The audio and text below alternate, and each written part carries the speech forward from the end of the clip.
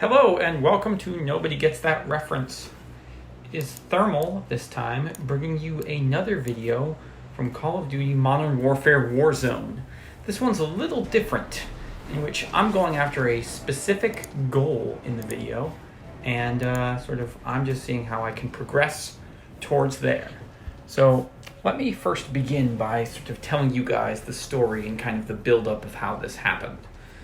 So I'm assuming, like many of you, if you spend any time on gaming YouTube, watch a lot of sort of YouTube content creators and sort of watch them do their thing and, play games and sort of talk about strategy. And especially for Warzone, I think there's a ton of people playing Warzone right now and a lot of people talking, oh, use this gun and this is meta and this is where you drop and this is the strategy and sort of covering the corner and all those sort of strategies. And so I do my fair share of watching, but I also, and my favorite content creator to watch actually is JackFrags. Some of you may have heard of him, some of you may not. Go check out his channel. He's a British guy. He's a pretty good gamer. He's been playing I've been watching him since about Battlefield 3, which was quite a while ago. He does Battlefield, he does Call of Duty, he does some other stuff. He's got a second channel where he does Fortnite, if you're into that sort of thing. But anyway, I was watching a video of his the other day. He was talking about how essentially he's a player who always likes to move around and he likes to be getting kills all the times and taking bounties and doing that. And I was thinking, well, I'm the very opposite kind of player. But as you know, I don't really love to be taking bounties. I try to avoid, shootouts when and if I can. You know that old saying, like, only shoot at what you can kill. I really tend to try to avoid sort of the shootouts with the other players as much as possible, because I know 9 times out of 10 I'm not that great a player. And I mean, I don't think most of the viewers who watch our videos are here for like, oh, the most amazing, pro MLG COD gameplay, because they're not going to get it here. So instead, I then sort of thought, what if, for example, I could win a game of Warzone, something I've never done, although I do in this video, so it's a cool first. But before this video, I'd never won a game of Warzone, and I was thinking, what if I could win it with only getting 1 kill, as in making my way through, not going to the gulag, and only then getting 1 kill, a single kill, the final kill, essentially the one that would be most important. And I started thinking about whether or not it was feasible, whether or not it was possible. And that got me thinking about strategy and how exactly I would try to do it. So this is a pretty good video first attempt of that. And I must say, I didn't end up actually being able to achieve the 1 kill goal. I had to get slightly more than 1 kill, but I came pretty close.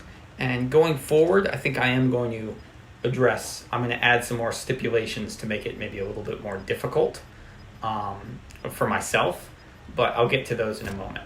So first, let's go back to the 1 kill challenge. So you may think, oh, it'd be super easy. Just hide out, where the circle closes, and then get 1 kill, and you're done. Boom. And you may be right. In some games, it would be. But I think it's actually a pretty difficult thing to come across, because if you get into a gunfight with someone, as a Call of Duty player, your natural sort of feeling is to kill them, is to finish the gunfight and win. So I either had to avoid gunfights, or I had to play them differently, as in down somebody but don't kill them and then move on, or flash somebody, or throw a frag or a C4 in their direction and then run, to prolong the gunfight till the time when I could get out of there. Now, I'm not saying it's any harder or easier than sort of trying to go ham and be like, I'm going to get 20 kills in a game of Warzone and really climb that leaderboard and get all those kills. And I've tried playing that way, but like I said before, I'm not very good at it. So it really kind of comes down to, I don't have the ability to really rack up those kills and continually get into engagements with people, even people on my level, which is pretty low, without dying. So then this came about. So some strategies that could really help other players that want to do this, and if you're like me and you're trying to take a less confrontational route to the winner's circle, these are some strategies I have. First of all, it's good to get tools as soon as possible. By tools, I mean snapshot grenades, I mean a heartbeat sensor, I mean a recon drone, and UAVs. Because those tools will tell you where the other players are at all times. Now, I know they can be nullified by Ghost and Cold-Blooded and stuff, yeah. And a lot of people almost universally run Ghost these days, it seems. But how many people run Cold-Blooded?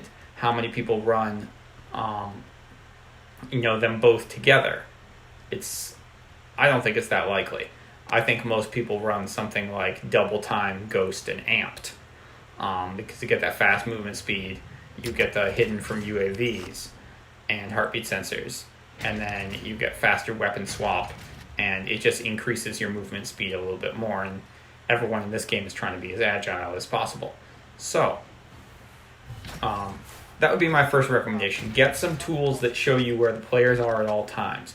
If you're going to take a gun, bring a thermal sight, because again, Cold-Blooded, I don't think it's a perk most players take. So, you'll be able to see them on thermal, you'll be able to maybe see them on the heartbeat, maybe see them with the snapshot grenades if you want them. I think the heartbeat sensor is probably a better call than the snapshot grenades, but do what you will.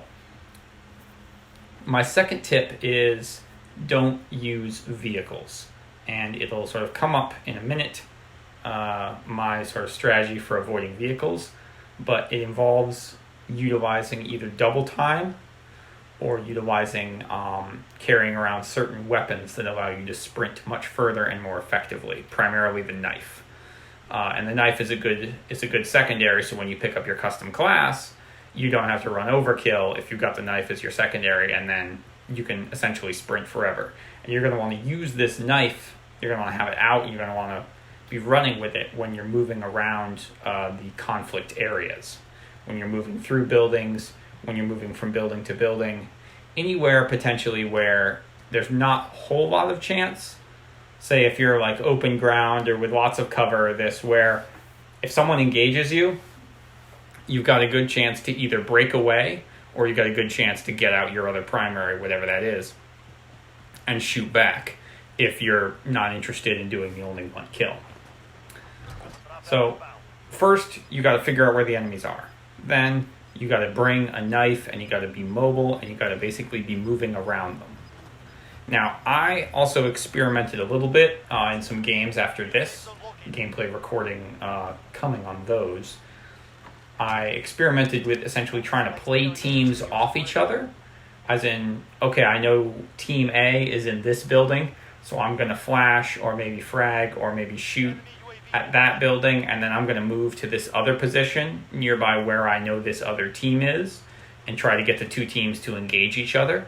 That's a much trickier strategy, and I will say altogether more difficult, but could be worth it if you can pull it off, because you can really knock those numbers down.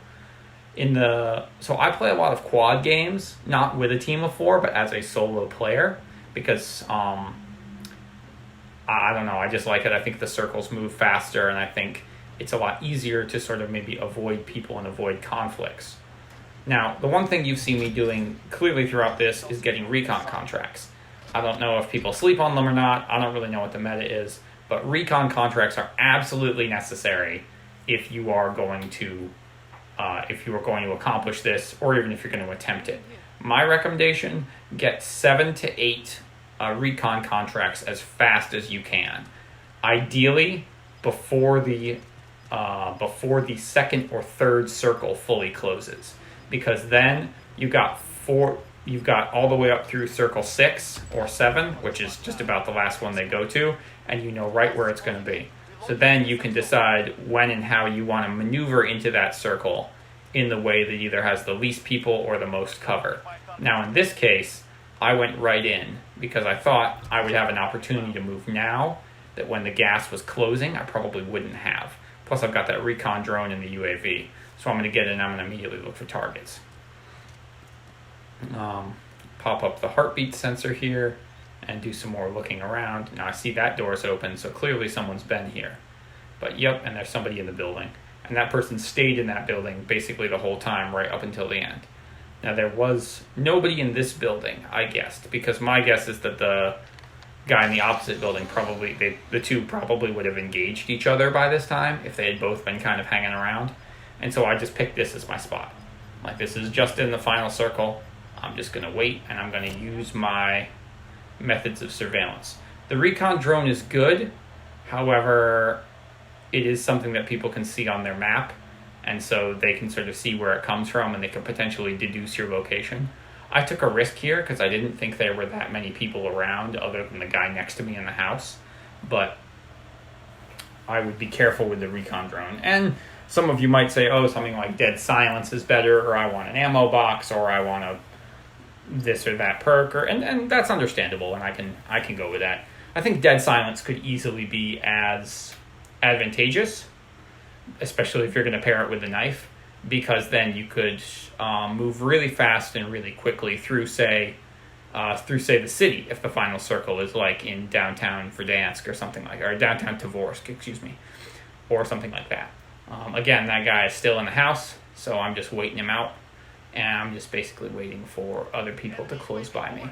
Now, in terms of my weapon setup here, I've got the knife, I got the blue silence blueprint from Season 1. I actually have the knife platinum, which took quite a while to get. You got to get the riot shield platinum, and then you got to get the knife platinum. You got to get the riot shield gold and the knife gold as well, which wasn't the easiest thing in the world, but with shoot the ship, it's not too terribly difficult. And I really like the way the platinum knife looks on this straight knife blueprint.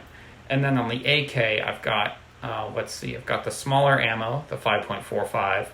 Got, I think, the Romanian barrel. Got the VLK, because that's what everybody uses. I got the tac laser. Got the compensator, and I think that should be it. So no silencer, which, yeah, does put me on the mini-map, but I basically have created a no recoil and pretty fast-firing AK, which are the two big downsides to that gun. I love the AK. I'm about 20 matches away from having an obsidian. So people say the AK is not meta, go with the Grau. I know, I've used the Grau. I don't know, man. I just don't vibe with it. I really love the AK. Yes, you may say this is camping, me just sitting and looking at the heartbeat sensor. And that may be true. But I think with the way that this circle ended up, it means I couldn't be as dynamic as I wanted to, kind of moving around. Except for these two buildings here, it's almost all just empty space. And if you get caught out in empty space, and there's still 8 other players in the match, so I knew if I was out there, those people were going to kill me. So essentially, I just had the option to stick in here. Now, I feel like those 2 dots in that other house are definitely going to engage each other. Yeah, so those are my tips. Get the equipment to see where the players are. Get the perks you want to be able to either hide yourself or move more effectively.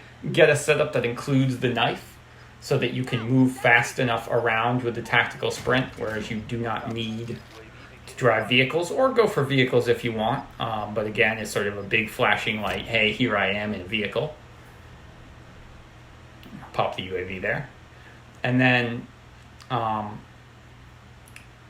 would say ultimately do the recons, find out where the final circle is going to be, get your spot, and then basically be prepared.